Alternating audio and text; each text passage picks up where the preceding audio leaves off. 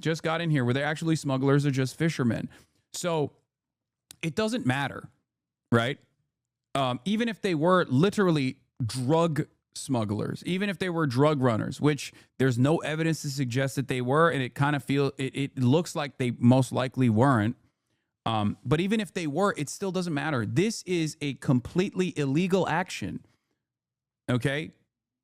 It is a completely illegal action. You cannot just decide that you can turn around and murder people just because you felt like it, just because you wanted a W. It is a gross expansion of American evil. It's a recognition of American evil, which I am truly fearful of, because if they do this once and they don't get any pushback whatsoever, they're going to continue doing it. They're going to do it with way higher frequency.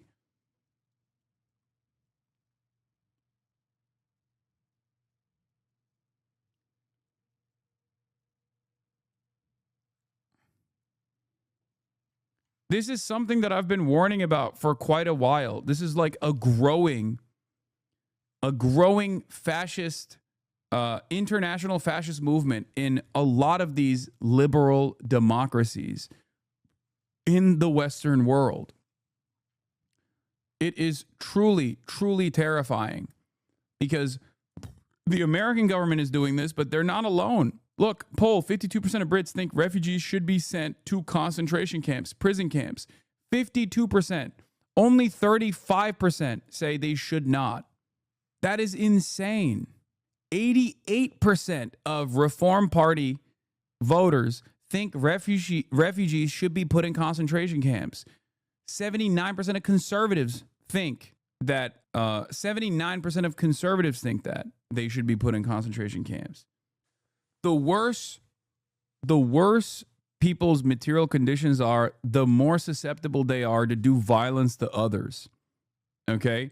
Where they're just like, well, all of the anger and resentment I have because the trains never run on time, because like the cost of living is completely out of control, it must be because brown people are here.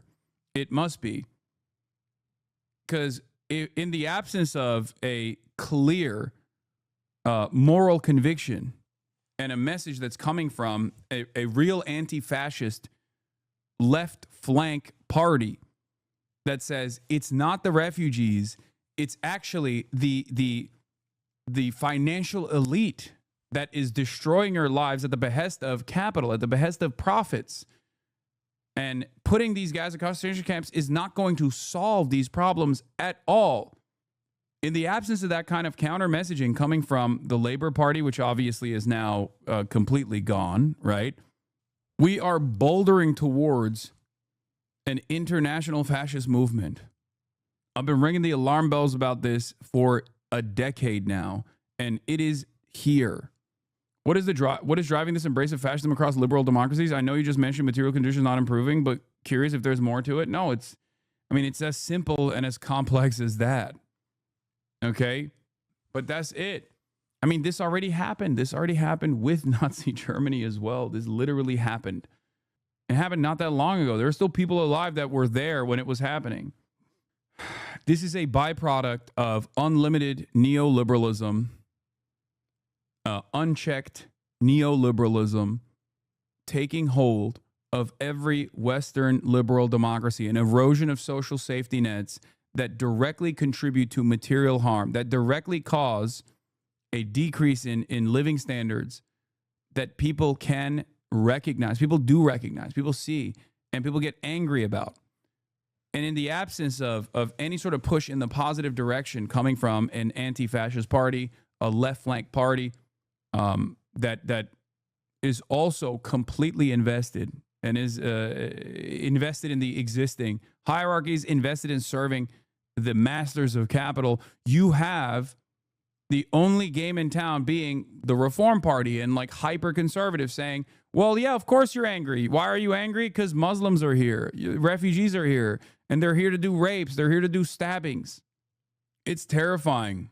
And the worst thing you can do in this process is to lean into these reactionary sentiments. If you are a supporter of any sort of left flank party, whether they are obviously a phony, fake liberal party like what the Labor Party has become or what the Democratic Party is, it doesn't matter. If you're a supporter, if you consider yourself to be a progressive, you consider yourself to be a liberal, consider yourself to be a leftist, if you're an anti-fascist broadly, okay, you have to ensure that your representatives understand that this is a clear-cut demand that you're making. Like, this is not just about improving first worlders' material conditions, okay? This is about ensuring that this coalition of Western liberal democracies do not go full tilt into a fascist, accelerationist, death and destruction-backed agenda and start blowing shit up with no repercussions whatsoever. Because as I have said, empires don't die quietly, okay? It doesn't happen overnight, and it certainly doesn't happen quietly. They don't just like fizzle out. There is a lot of death and destruction that comes in the process. And if you want to avoid that hardship, if you want to avoid that death and destruction, if you want to avoid that cruelty, you have to do your very best to try and put an end to it. And it's a win-win situation anyway, because while you're trying to put an end to it, you're also advocating for good things. You're advocating for healthcare. You're advocating to improve people's material standing. That is my demand. And I cannot comprehend how people don't recognize this.